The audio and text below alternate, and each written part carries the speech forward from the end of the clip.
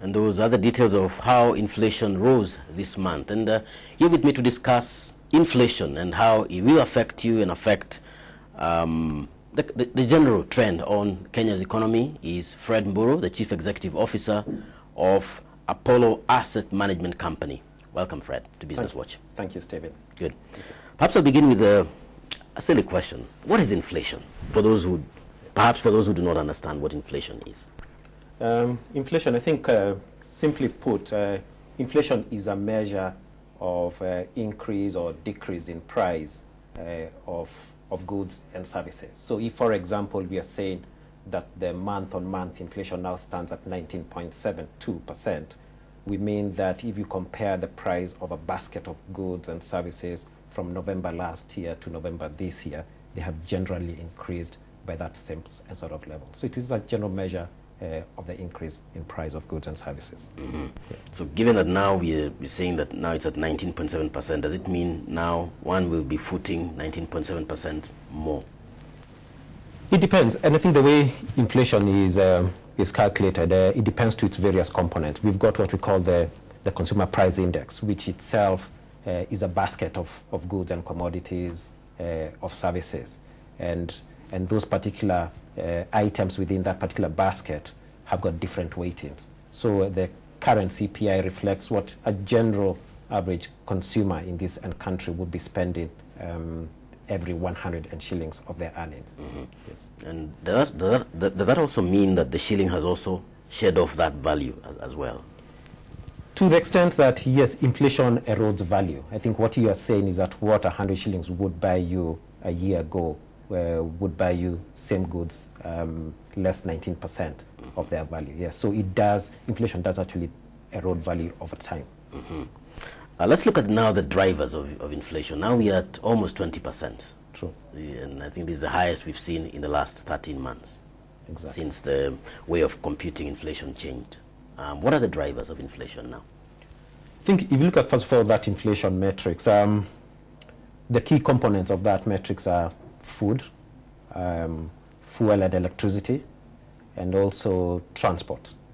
I think between those three components, they account for roughly 63% of the weighting of the CPI.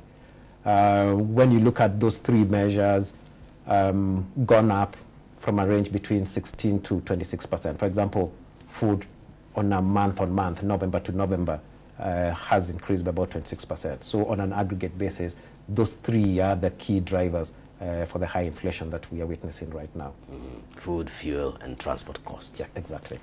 Good. Let's now also look at the implications of the rising level of inflation. First, on the general economy. Yeah. What's likely to happen? Yeah. I think on the general economy, we'll see inflation begin to take toll. I think we are already having part of that with us. I think when you look at the GDP numbers that were released for quarter 2, 2011, they do reflect a decline from the previous quarter and even a further decline from a year ago. So we are seeing that begin to manifest itself across the macro level. So we are seeing, for example, cost of production going up. We are seeing the level of consumption and decreasing. And all of this is going to feed into the bigger picture and in terms of growth. I think our expectation is that if this persists, which we think it shall in the short term, we will see a deceleration of economic growth. So we can expect that perhaps 2011 we will get a low economic growth compared to 2010. But I think having said that, I don't think it's all gloom. I think we'll still be able to record a positive economic growth number, albeit that will be much lower than what we had initially anticipated and what we have achieved previously. Mm-hmm. Looking back at a bit of economic theory here, yeah. Inflation can be caused by demand or by the cost going up.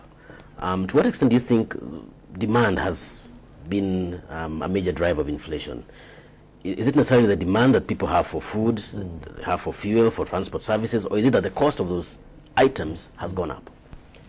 I think it's a combination of both elements. I think there is the supply issues and supply constraints. I think one of issues around supply is also infrastructure so that, yes, the productive areas got good produce, but are able to and to feed that right through the chain to other areas that don't have. So there is a supply and constraint. But as you rightly say, demand has also been an issue.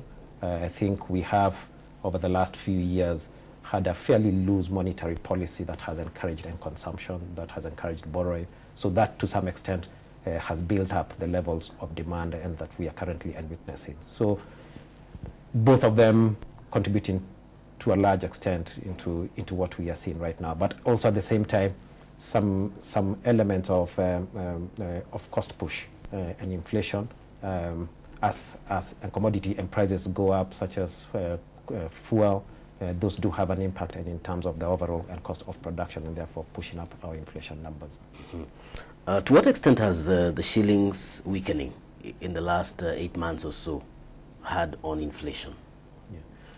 I think on a net basis, we are an import economy. So a lot of our inputs to manufacturing are pegged to, imported materials. So to the extent that the shilling has weakened, as it has over the last 12 months, then that has meant that manufacturers' input costs have had to rise, and those have had to be pushed out to consumers. So yes, there's been an element of exchange rates feeding right through into the production chain and therefore influencing our inflation. Mm-hmm. We're holding this discussion just a day before the Monetary Policy Committee of the Central Bank deliberates on what else to do to stem inflation, the rise of inflation. To what extent do you think the numbers that have been announced will influence the decision that will be made tomorrow by the MPC? I think it will certainly influence. I don't want to speculate in terms of the quantum of what MPC might decide as an increase to the CBR rate. But certainly, I believe there will be some hard questions they will sort of have to answer among themselves. Looking at, first of all, I think firmly placing their eye on future trends of inflation, even as they make their decision as to whether to review the CBR rate. I think part of their minds will be applied towards what can we expect going forward. I think at the same time, a very delicate balancing act in terms of whatever action they take. I think what they would like to do is to yes, control money supply and the possible effect in terms of inflation, but also be fully aware that too much constraint on that can stifle growth, economic growth. And I think one of the key strategies of the current administration is also just to encourage and to stimulate an economic growth. So it will be a very delicate balance. Already we have seen some successes on the actions they have taken previously. I think the last increase in the CBR rate was very aggressive, I think rightly so. We have seen some measure of success in that. I think we are looking at now an exchange rate that is slightly more favorable. I think whether they continue to sort of tighten and policy, I think one has to ask themselves, yes, to what extent is that derailing economic growth? Mm-hmm. Yes. And something else that probably I think the ordinary man in the street is asking themselves: inflation is up, interest rates are up. True. Why should that be the case? I think interest rates here, largely on account of monetary and policy, and we have seen that tighten significantly over the last few months, to the extent that whereas there has been success on the exchange rate, I think there's been a bit of a disarray in terms of banking sector and liquidity, and we've seen banks now quite starved of liquidity. And ordinarily what would happen then is that interest rates start to prop up, and that's exactly what we have seen. We've seen, for example, interbank rates and recently move up to a high of 35%. Banks also now beginning to review their lending rates. And I think, yes, these are issues which perhaps should be at the top of the MPC thinking in terms of their decisions and that they take going forward. Mm-hmm. How does this trickle down into bringing down inflation when the central bank raises the central bank rate, of course, as a signal to commercial banks to do the same? Yeah. How does this trickle down into pushing down inflation? I think basically what you do is that when you tighten policy, when you tighten the growth in money supply, then now you make less available out there in terms of borrowing, and that would also mean that there will be less available in terms of of demand for goods and services. So, as I said earlier, there is a part of the inflation that is demand and driven. So I think when there's more money in circulation, more goods are demanded. I think the converse is that if there is less money available in the market, then the level of demand does subside, and that does play into inflation. Mm-hmm. Yeah.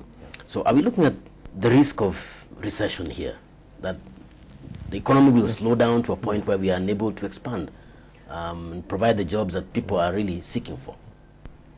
I'm not sure I would quite call it a recession. Yes, there will be a slowdown. Undoubtedly, all indicators point towards the economy slowing down. I think there are already some very early indicators, and I think for some of us who follow these issues, I think when you look at, for example, cement and consumption, electricity and consumption, already the indicators are showing that those are beginning to decrease. So that will again reflect on the overall picture. So there will be a slowdown, but I think one also has to recognize that as an economy, we've probably evolved over time, whereas previously we relied very much on the agricultural sector. Yes, it is still a very important sector within the current structure of our economy, but also we become fairly broad-based in the sense that other sectors are also growing, other sectors are also contributing significantly into the overall GDP. So yes, there will be some contraction. I would not think that it will go to the reverse. I think there will still be some growth, but that growth will be very subdued. Mm-hmm. Now, should the Monetary Policy Committee decide to hold its monetary stance and still tighten things, what do you think would be the second round effect here, apart from, of course, an imminent increase in lending rates? Yeah. I think, if they decided to sort of continue with the current stance, I think it will just be a follow-up to what's already happening and within the market. I think irrespective of what MPC and decide, I think the market has already taken a stance in terms of what's the outlook going forward. I think the effects of this will be that interest rates will remain fairly high, I think for a considerable period of time. I think until we see inflation beginning to abate. And talking about inflation, we do see ourselves probably now at almost a peak in terms of that inflation number. I think going forward, there will be a bit of easing. And I think from then onwards, and perhaps then we can see a bit of stability and in terms of interest rates and in terms of also lending rates. Mm-hmm. Yeah. Something also to note that the central bank has done, I think in the last 2 weeks, is to raise the inflation target to 9%. Yeah.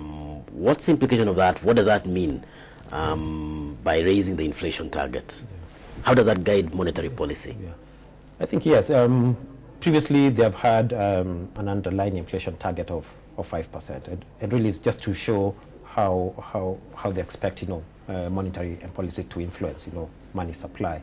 I think by raising it to 9%, in my opinion, is basically just recognizing the fact of how the market is and currently. I think we're already looking at underlying inflation well over 5% target. I think by recognizing that this is not going to abate very quickly, they're looking to sort of accommodate existing numbers. So I think 9% is probably a reasonable measure. We think that all the tightening that is happening, then it should be impossible to maintain that target to less than 9% in the short term. Mm-hmm. Then what implication does the current inflationary trend have on investment? Certainly negative. I think to the extent that people will now start looking at assets that can protect them from inflation. I think ordinarily one would expect a migration to real assets, assets that will give you a positive end return. When you look at deposit rates, and for example, when you look at some of the treasury bill rates offering a return less than inflation, it does mean that if you invest in those sort of instruments, then 1 year hence, the value of your investment is actually, the real value is actually much lower. So yes, it will have a detrimental effect, and ideally what one would expect is that certain assets will begin now to go up in line with inflation. Mm-hmm. Which assets are we looking at specifically? Are we looking at, for example, real estate? We'd expect real estate to respond to that, but again, other issues coming into play. I think the fact that lending rates are increasing will perhaps not be very good news for the real estate sector.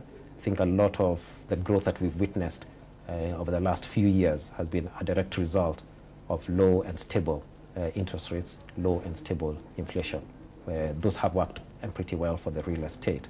I think from what we read, there is some element of gearing, people borrowing from the banking sector to invest into the real estate. I think issues about repayment of that and borrowing will become a real concern and going forward, and how that will then affect market values then is something that we are watching quite keenly. Mm-hmm. Will this also be the same reading from the foreign investor perspective, looking at, given that we are seeing also trouble in the euro, in the eurozone, the American economy slowing down, do you think the situation will more or less be read differently by those who are seeking to fly away from the eurozone troubles? Yeah, I think concerns around inflation are global. I think at this particular time, I think foreign investors looking at alternative investment markets will look at several issues. I think apart from just the return, there's also stability in that particular economy. What we will see is they will look at issues around foreign exchange rates vis-a-vis the interest rates and that they will get. So if they do believe that there is a reasonable carry for that exchange rate vis-a-vis the interest rate that they will get on the particular instrument that they invest in, we will see some of them perhaps coming to emerging markets where we are now talking of 20% plus in terms of our interest rates environment. So 20% plus is a pretty reasonable end return. I think for them is then taking a view about the currency in each particular destination that they choose and to invest. Mm-hmm. So the key issue here is about stability. It is about stability, it's true. How do the monetary and the fiscal arms of government here bring about that stability? I think monetary aspects seem to be, they've been addressed and reasonably well lately. I think a bit of a disconnect between the fiscal side. I think we are seeing from a fiscal side still the same old expansionary style, where you've got a 1.1 trillion budget not really supported by adequate revenues and not really supported by also adequate borrowing from the local market. In fact, a few weeks ago, there was the statistics that showed the significant lag in terms of revenue and collection, and also the significant lag in terms of borrowing from the public and private sector. At the same time, I think you see not much being addressed on the expenditure side to recognize the fact that yes, revenues are not coming in as had been anticipated, borrowing and requirements are not being fulfilled as we had thought. So I think a bit of disconnect where probably now the fiscal part should begin to address issues around emerging shortfalls and how you sort of cut back on some of the non-priority expenditure, and whether even, for example, be bold enough to probably even review some of the taxes, in spite of the fact that probably that's a very sensitive area. Mm-hmm. Yeah. Good. What's your outlook on inflation? Many analysts had already said probably we'll hit 20% by the end of this year.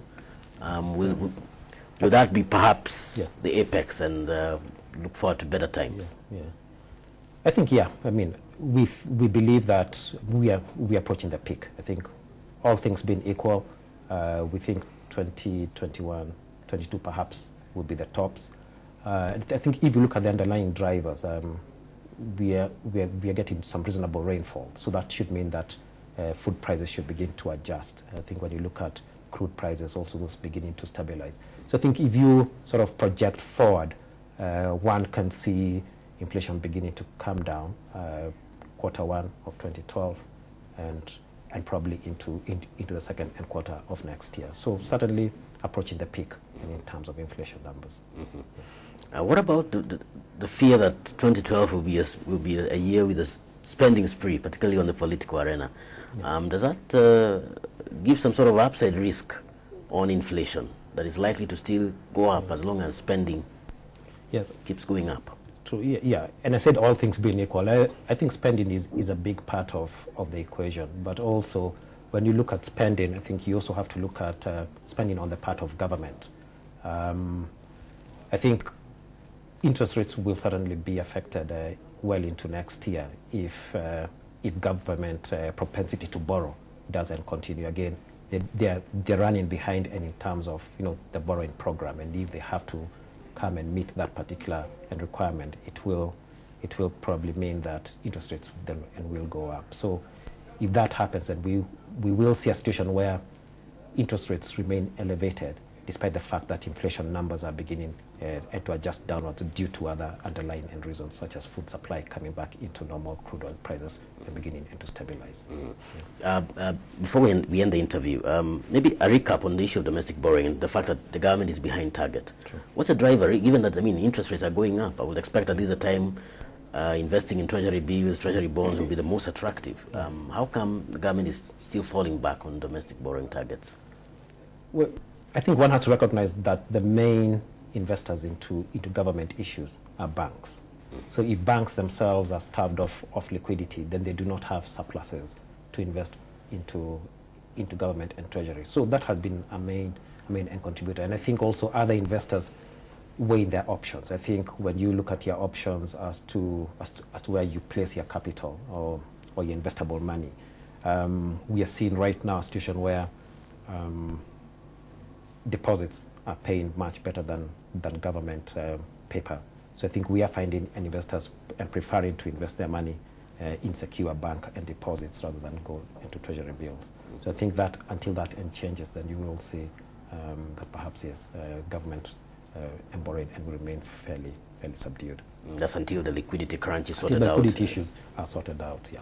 Exactly. Thanks a lot for your insights into this topic, which is fairly wide, but we'll be following very keenly into next year.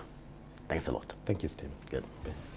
Viewer, we've been discussing the inflationary trend that the country is already witnessing, and indeed inflation now is at 19. The year-on-year rate of inflation is at 19.7%, just under 20%. And indeed, we'll be awaiting the decision that will be made also by the Monetary Policy Committee tomorrow to give new direction on how inflation will be stemmed going forward. We'll take a short break at this point. I'll be right back with you shortly.